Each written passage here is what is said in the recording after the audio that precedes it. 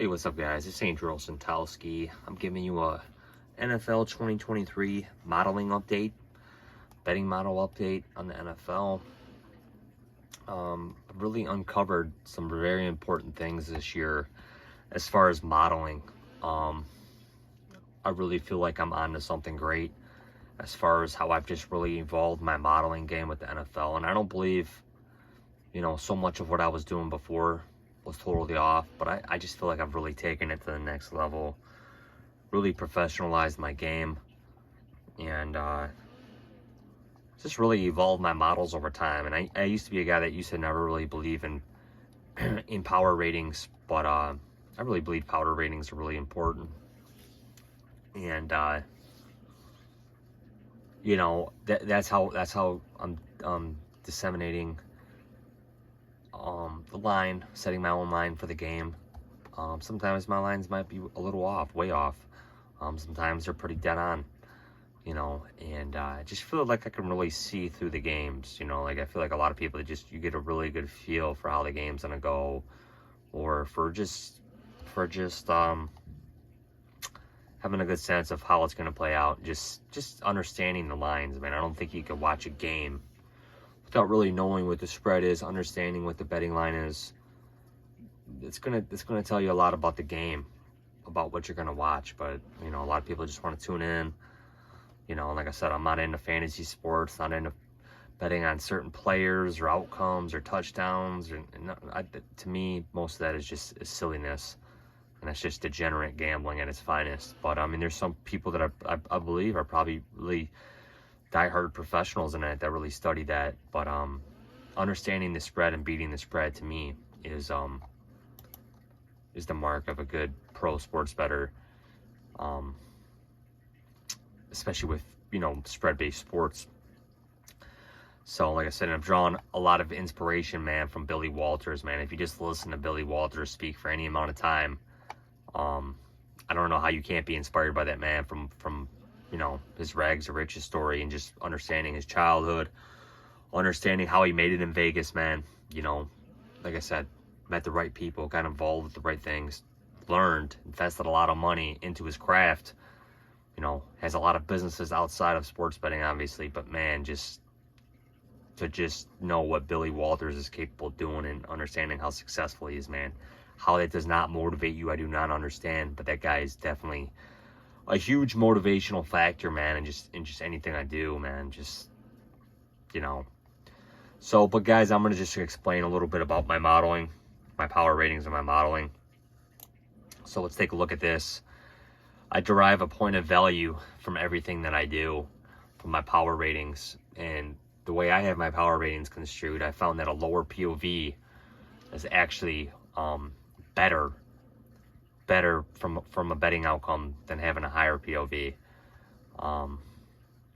POV is just points of value. I derive points of value from the power ratings, and you can look at it right now. And I originally started this, like I said, this year, just focusing on the 0.5 to 2.5 POV, but then I've come to understand, like, the fade +3 is very, very profitable in and of itself. And like I said, the bets are placed/graded based off bookmakers' closing lines. So like I said, bets aren't placed prior to game time.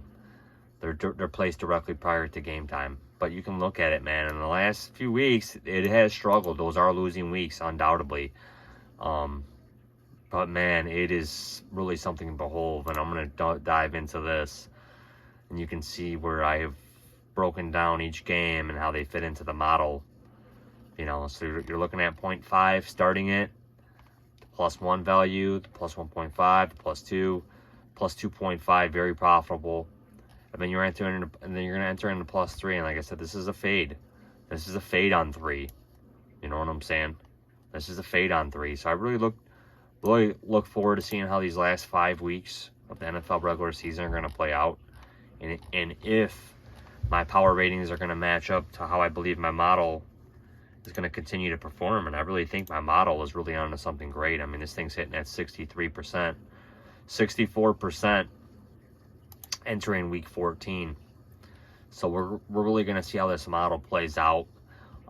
If anything, maybe entering 2024, I would look to either maybe run a 2 plus 2.5 and fade 3, maybe just run a fade 3, or keep it the same, or run a 1.5 to 3 to 2.5 and then fade the 3.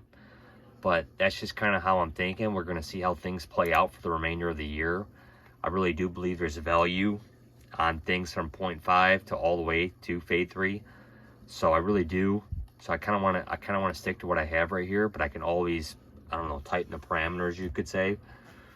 But we're going to see how things play out, man. We're going to see how things really play out with this. And like I said, like my model right now would probably, it has like 9 games at play. It has 9 games at play this week, which is a lot, but that's encompassing the 0.5 to 2.5 and the fade 3. And I don't know, we're going to see how it plays out, man. We took a L Thursday night on the Pittsburgh game. I was a half number short of fading that game, of being on the New England side, but it stuck to Pittsburgh 5.5. So it closed 5.5, not the 5, which you're seeing. So I was on Pittsburgh in that game. And that was terrible, man. I don't trust Pittsburgh with the points, and my gut was right, man, because that was absolute garbage from the Pittsburgh end of things. New England played a good game. That game was in the bag right from the start for New England bettors. So, yeah, we're going to see how this model plays out. Like I said, I do want to see how it plays out from the 0.5 to 2.5 and then the fade 3. I feel really confident with the fade 3 and the 2.5 angle for the most part. I could always just rely on the fade 3, I guess. Or, like I said, I just really want to see how it plays out. Like I said, it is hitting really high right now, but the last 3 weeks have me kind of just, you know, concerned how this thing's going to rebound, you know, and if my power ratings are still, you know, accurate going this late into the season, you know, because it's all based off ratings. You know, the numbers are derived from ratings. The teams have to play, and I do believe it. I do believe because, you know, the lines are real similar to my power ratings for the most part, you know. And I said the higher POV, I think that the higher POV doesn't necessarily mean that they're higher valued bets. They don't necessarily equate to that from my ratings, from the way my ratings are construed. I think the value is more on the lower end of things, but we're going to see how things play out for the rest of the year. So, all right, guys, just giving you an insight into my NFL 2023 betting models.